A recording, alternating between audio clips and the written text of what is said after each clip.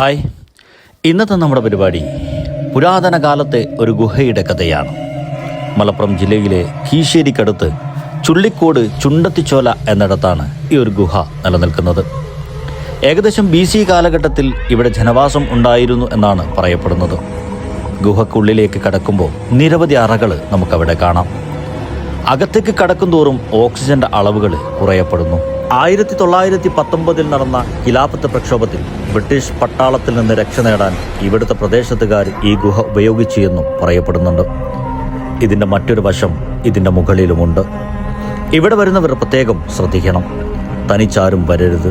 വരുന്നവർ നല്ല ലൈറ്റുള്ള ഒരു ടോർച്ചും കയ്യിൽ കരുതണം. പന്നികളുടെയും വവ്വാലുകളുടെയും ഒരു താമസ കേന്ദ്രമാണ് ഇപ്പോൾ ഇവിടം.